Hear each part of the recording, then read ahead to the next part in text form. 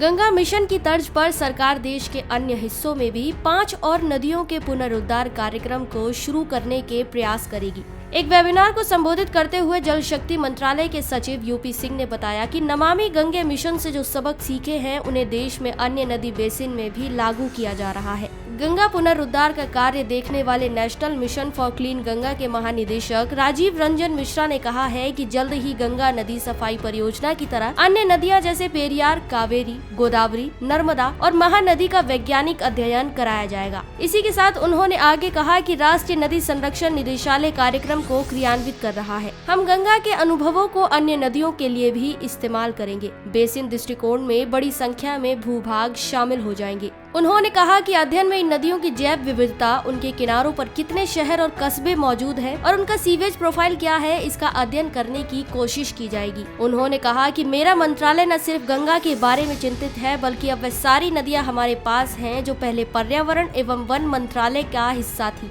इसी के साथ रंजन मिश्रा ने उन कामों को भी गिनाया जिन्हें नदी पुनरुद्धार के लिए national mission for clean Ganga ने पूरा किया है। वहीं दूसरी ओर गंगा नदी के किनारे no development no construction zone में निर्माण या अतिक्रमण करने पर सख्त कार्रवाई के भी निर्देश दिए गए हैं। एनजीटी के आदेश के बाद सिंचाई विभाग के अध्यक्ष ने बिजनौर से उन्नाव, कानपुर तक गंगा नदी के दोनों किनारों पर स्थित भूमि के लिए यह अधिसूचना जारी कर दी। इसी के साथ एनजीटी ने संबंधित निर्देशों का कड़ाई से पालन करने के भी निर्देश दिए हैं। सिंचाई विभाग के अनुसार बिजनौर से उन्नाव, कानपुर तक गंगा नदी के दोनों किनारों से 100 मीटर तक किसी भी प्रकार के निर्माण, अतिक्रमण, व्यावसायिक गतिविधियां, पट्टे, नीलामी और प्रदूषण करने वाली सभी गतिविधियों पर रोक लगाने के लिए इस क्षेत्र को no development no construction zone में अधिसूचित किया गया था। इसके तहत उत्तर प्रदेश की सीमा के अंतर्गत बिजनौर, अमरोहा, मुजफ्फरनगर, मेरठ, हापुड़, बुलंदशहर, अलीगढ़, कांशीराम नगर, फर्रुखाबाद, कन्नौज, संभाल, शाहजहांपुर, हरदोई, उन्नाव एवं कानपुर तक गंगा नदी के दोनों किनारे शामिल होंगे। केंद्रीय जल आयोग की तरफ से राष्ट्रीय हरित प्राधिकरण में दी गई अंतिम रिपोर्ट के आधार पर कहा गया है कि इस जोन में अस्थायी निर्माण राष्ट्रीय गंगा मिशन की पूर्व अनुमति के बाद ही होगा।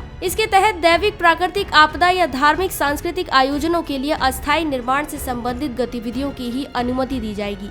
इसके अलावा निर्धारित नियमों के तहत नियंत्रण बालू, पत्थर, बजरी और नदी किनारे के पदार्थों का खनन भी किया जा सकेगा। साथ ही जिला प्रशासन की पूर्व अनुमति से संरक्षित स्मारक, मंदिर, बोरिंग, शमशान घाट की मरम्मत, रिवर वाटर वे की डिसिल्टिंग और क्षतिग्रस्त बांधों की मरम्मत एवं रखरखाव का कार्य भी किया जा सकेगा। वहीं केंद्रीय प्रदूषण नियंत्रण बोर्ड द्वारा चिन्हित किए गए रेड जोन के सभी उद्योग प्रतिबंधित रहेंगे।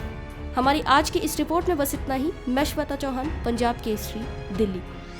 अगर आप हमारी ये वीडियो फेसबुक पर देख रहे हैं तो हमारे फेसबुक पेज punjabkesari.com को लाइक करें, और अगर आप ये वीडियो यूट्यूब पर देख रहे हैं तो हमारे यूट्यूब चैनल punjabkesari.com को सब्सक्राइब करना ना भूलें।